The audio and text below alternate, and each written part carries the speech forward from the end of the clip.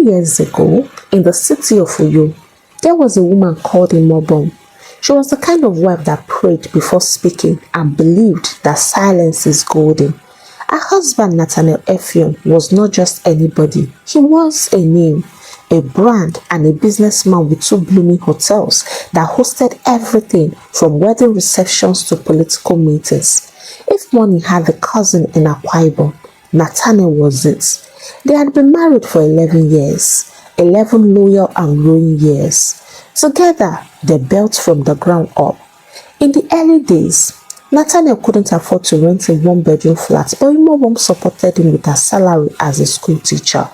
She cooked, prayed, encouraged, and stood by him like a pillar of fire. But we all know that success is sweet and at the same time dangerous. One weekend during a business trip to Port Harcourt, Nataniel made what he called a terrible mistake, and this particular mistake had long legs, long lashes, and a waist that knew how to move. Her name was Okoyo. It was supposed to be a one-night mistake, but the girl from the pit of hell had a plan. Okoyo knew exactly what she wanted. She was not interested in love, power, or affection. She was targeting a position and wouldn't mind being called a second wife. He studied the man, fed his ego, and praised him like a god, which always ended in debit alerts and also his bed. Nataniel knew it was wrong.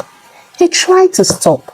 He deleted her number and even avoided events, but Okoyo was too smart to lose her golden opportunity. She began sending threats. Should I tell your wife we have been together every weekend? Hope you know I kept the voice note to send. I am not someone you can use and done. Nataniel, afraid of scandal and shame, did what most weak rich men do. He rented a flat in a wet housing, placed her on a monthly allowance, and got her a new phone. Brethren, with every gift, Okoyo upgraded her confidence. She stopped hiding. She stopped whispering and she started calling him my man in public. Whenever they were together, she would snap selfies with him and post them online. Before long, rumors began to spread. Imobon heard and confirmed.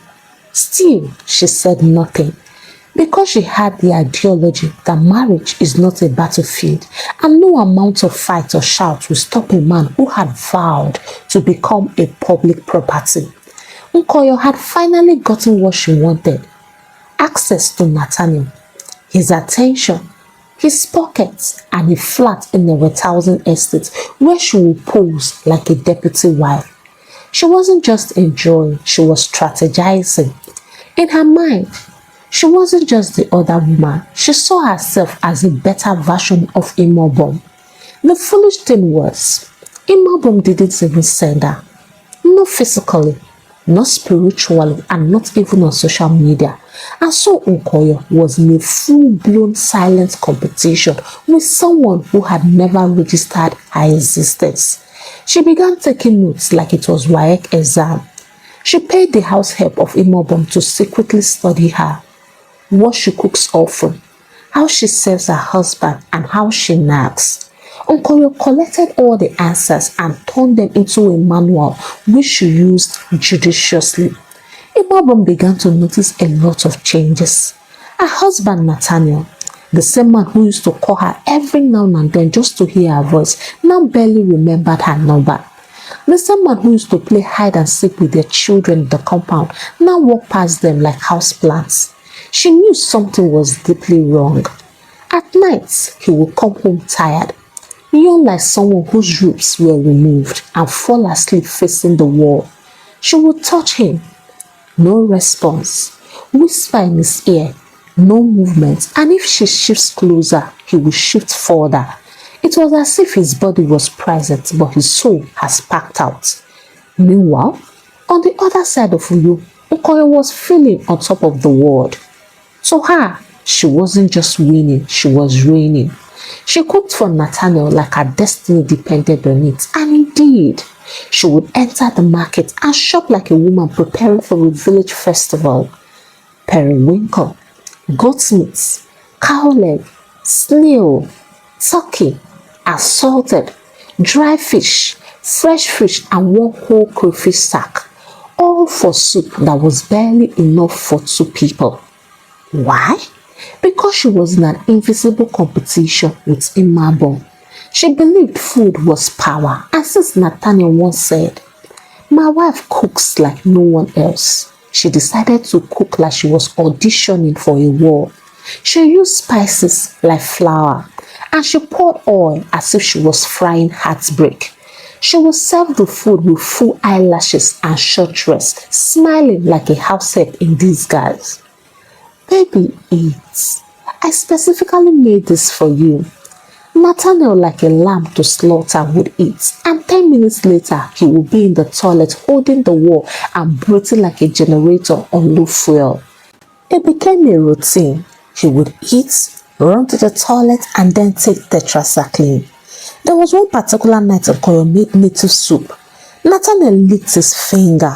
He patted his stomach and shouted, "Man, this soup is so sweet." Okoyo blushed, but only her and God can actually tell how many mangi went into that pot. 2 hours later, the man was crawling on the bathroom floor in boxers, shaking like someone under deliverance. Still, Okoyo didn't stop because her plan wasn't just to win, it was to completely erase Imabon. She would kneel to give him water, praise him, and call him names like a mini god. She even started suggesting baby names for children not yet conceived. Imabon on her part was silently watching her focused. She noticed how her husband would refuse to eat her food at home, then run to the fridge for ORS. She noticed how he wore loose clothes now, not out of style, but because his stomach had seen fire and brimstone. One evening, as he was groaning quietly after yet another bathroom visit, Imabon asked, "What are you even eating that had made you want tetracycline, a collabo?" "None of your business, Emma," Nataniel replied, and this made Imabon to rethink. She sat on the edge of her bed and asked herself a hard question. Where though? What will even become of me if this man wakes up one morning and declare, "Emma, you are no longer needed in my life"? She stared at the mirror and laughed. Me, Mobom, that stayed with him when he had nothing, advised him, took care of him when he fell sick due to hard labor. She looked at her hands and remembered how she massaged his back when he couldn't sleep from worry. She also remembered the nights they ate gari and granuts and laughed like billionaires, and how she hid her pregnancy just to work extra hours to pay for their children's school fees. Now, after all those years of loyalty, years of little or nothing, he's dancing around with a girl who entered his life through the back door. That very moment, she made a vow. Kai, I will not be left empty-handed. Not by a man I helped from the beginning and almost lost my life in the process. You. And that was the beginning of Operation Smart Thinking. The first thing she did was to close the other room permanently. Yes, that room where forgiveness sometimes happens between husband and wife. She locked it, not with a key, but with her sense, because as much as she loved him, she loved herself more. And with the way Nataniel was gallivanting up and down with Okoyo, she didn't want to collect any spiritual or physical infection she didn't remember praying for. She slept on one edge of the bed, leaving Nataniel on the other, and anytime he tried to come close, she would smile and say, "Let's wait for your test to come back." He would roll his eyes and sigh, but she didn't mind. She was no longer fighting for romance. She was fighting for her dignity and legacy. Next, she sat him down one Sunday morning while he was drinking tea and casually said, "Let's go to court next week and make our marriage official. We have done traditional and white. You know we have always talked about this from day one." Nataniel, trying to save face and not cause drama, agreed absent-mindedly. "Fix a date," he muttered. And just like that, they did their court wedding. Then, on the marriage registration form where they asked names of kin, she filled in her own name, Mrs. Imabom Nataniel Effion. For emergency backup, she also listed their first son. At that moment, she was no longer just a wife by culture or ceremony. She was a wife by law and by paper. Meaning, any property disputes, she was covered. Any emergency at all, she would be the first to be called. And most importantly, the hotel ownership, she had receipts and court documents to back her claim. She didn't make noise. She didn't even warn Okoyo or threaten Nataniel, her husband. She simply played the kind of chess that makes the queen move without anyone seeing her fingers. And while Okoyo was busy cooking kitchen food and bedroom food, Imabon has secured her seats, signed her name and positioned her child for the future because in her heart, she already knew that something must happen to their marriage. And by the time the wind starts to blow and secrets begin to leak, only the woman with wisdom and documents will still be standing. Soon, Okoyo got tired of cooking. This time, her goal was to carry Nataniel's child and silence the world. Because to her, once she got pregnant, she would no longer be the side chick. She will become the mother of his child, which will be a lifetime connection. So she tried everything. She calculated ovulation like a mathematics teacher. She downloaded every fertility app on her phone and she started drinking all the herbal teas sold by oversabi influencers. But every month, still the same story. Her period came, her belly stayed flat and her mood got darker. She started visiting spiritual mothers for prayers. She swallowed fertility supplements that smelled like old engine oil. Still, nothing happened. Meanwhile, the man himself, Nataniel, was becoming a shadow of himself. Okoyo gave him no rest. Morning, action. Afternoon, action. Even night, action. Nataniel will say, I am tired. She will smile like an obanji and whisper, just one more, baby. She was practically grilling him alive. The man began to lose weight. His trousers became loose and his neck became long. Even his watch refused to fit. He started forgetting simple things. Sometimes during meetings, he would be staring into space like a lost goat. He developed waist pain, knee ache and back ache, all before his 45th birthday. Imabon noticed as well, but still she said nothing. Back in the wet housing, Okoyo grew more desperate. She bought fake pregnancy test kits, the ones that always show positive no matter what. She would scream with joy, hug Nataniel and say, finally, we made it. Nataniel will get excited, buy baby things only for real hospital tests to show negative again and again. One day, after one assignment that nearly knocked him out, he lay flat on the bed with his body almost lifeless. Okoyo rubbed his chest and asked, baby, should I bring you fruits? He whispered, pour water on me, please. But she didn't stop. She was determined to make pregnancy happen by force, by fire, and by position.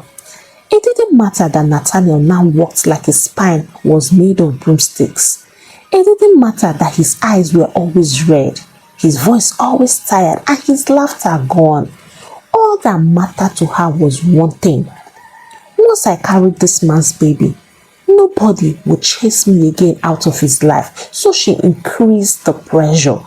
Even when Nataniel said, please let's rest today, she would pout and say, you don't love me anymore, Abby?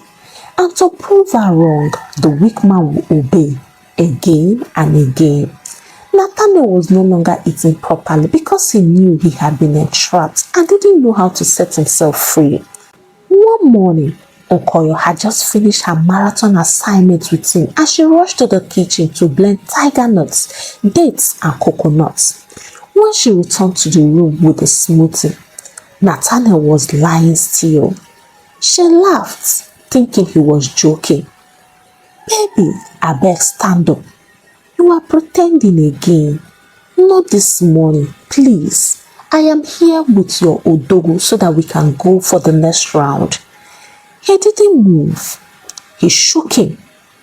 Nothing. She put her hand on his chest. It was cold. She screamed. "Jesus! Nathaniel, don't try this nonsense, oh. You can't die now."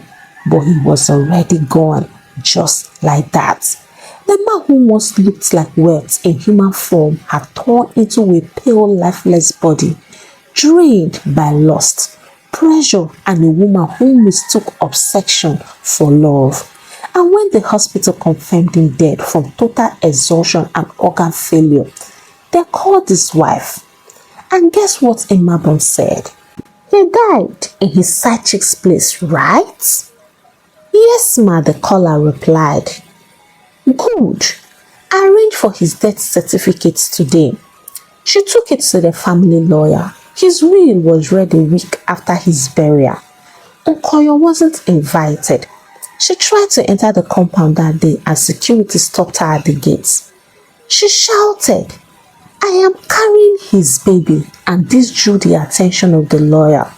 He replied, "Madam, there is no record of that and there is no proof.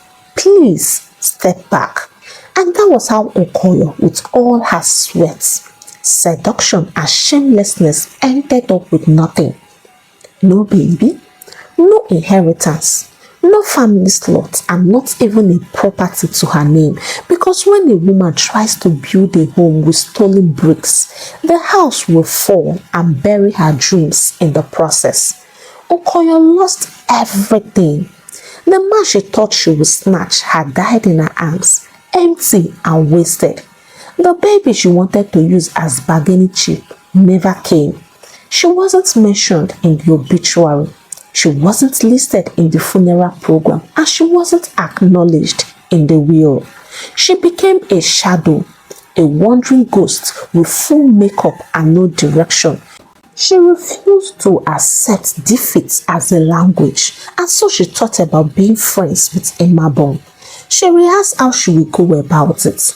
She imagined falling on her knees and she pictured Imabon stretching out her hands to lift her up and say, "I forgive you," being a good woman that she was. So one afternoon, she gathered courage and went to her house. She stood at the gate with her head low and her voice trembling. She said to the gatesman, "Please tell your madam that Okoyo wants to see her. I just want to say sorry." When Imabon came out, she looked exactly how royalty should look. Okoyo knelt down immediately with crocodile tears. "Please, ma, I am sorry. I didn't mean to destroy your home. Let's say I was foolish. Kindly forgive me, Mbok." Imabon looked at her for a long silent moment, not with hatred and not with disgust, but with the calm of someone who knew she had nothing to lose. And then she spoke. "Okoyo, there is nothing to forgive here." Okoyo raised her head slowly in confusion. "You made your choice and I also made mine. Life is not about who cries last, it's about who stands clean before God. The Bible says, 'Do not be deceived, for God is not mocked, and whatever a man sows, that he will also reap,' and I believe it." Okoyo worked harder. "I am not angry with you," Imabon added gently, "but God is not unjust." She paused, looked directly into her eyes and declared, "You were trying to take my place, but the throne wasn't built for shortcuts." Okoyo couldn't breathe. The words cut deeper than insults. They went straight to her bones. "Go and find healing." She paused. now that you are here, I need to inform you that I bought the house that you are living in. Okoyo's heart dropped. Yes, Imabon said calmly. It came up for sale. I bought it through my lawyer. All tenants may renew, but you are to evacuate immediately because you are supposed to be chilling in Kirikiri now. But I decided not to take any legal action because if my husband had zipped up, he wouldn't have been in hell right now.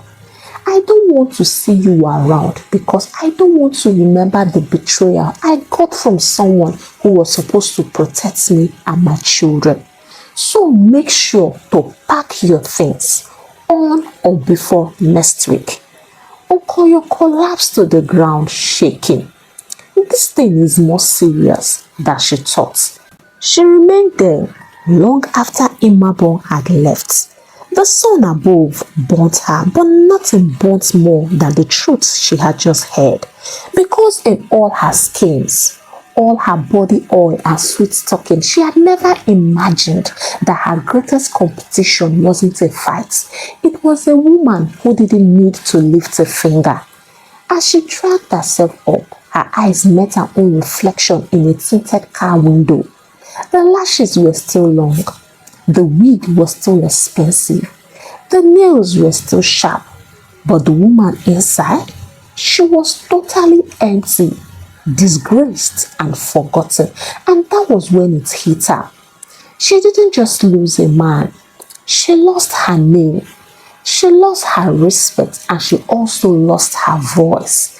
She walked away slowly. With the way Imabon was firm, she didn't stay up to 48 hours in that flat, but her bad luck didn't end there. She moved into another estate, only for the landlady to mysteriously sell the house a month later. Guess who bought it? Your guess is as good as mine. She returned only Okoyo's rent and she moved again. This bruised Okoyo, and so she did the unthinkable. She wore black lace, took her time to master how to cry, and then she recorded herself. She uploaded throwback couple pictures and wrote captions like, "You were my heart, my strength and my king. I will never forget you." She wanted to get at Imabon, but that classy woman never came down to her level. But God used people to fight on her behalf, and they gave it to Okoyo back to back in the comments. "You mean someone else's husband? Now wow, is the audacity for me." She tried to rent a better place in Shelter Africa, but money has wings and her sugar bed had flown. The house rent in that area was a no-go area at all for her. She tried to ask for help, but nobody moved and nobody pitied her. The worst part, she tried to start afresh, to rebrand and to find love, but right at the talking stage, the men always get to see her tarnished image online. No matter how she tried to package herself or deny it, they will remind her that the internet never forgets, and they wouldn't want to give their children a mother they will grow up not being proud of. It was as if life refused to forget who she had been. She became the prayer point for wives. "Lord, let every Okoyo that wants to come into my home die by fire." She was literally drowning, and in the midst of it all, everywhere she turned, she saw Imabon's footprints, magnificent and groundbreaking. Eventually, she packed her load and relocated to Nataniel because she couldn't bear the shame. The woman she was in a silent competition with, the woman she so envied her position, was now 3 times better than when she came to steal her joy. She registered in a small tailoring shop to learn Obioma work, and sometimes when other apprentices gossip about side chicks, she would sigh and say, if only these girls know what they are doing, they won't dare going into a home that is not theirs, because the end is always disastrous. I learnt my lessons in a hard way, and I can tell you that I will live the rest of my life in regrets. Please give the story a thumbs up and share your thoughts with me in the comments. Do not as well forget to share out to your loved ones, and if you have not subscribed to this channel, kindly do so by clicking on the subscribe button. Until I bring another exciting story your way, it is a goodbye from here, and God bless you.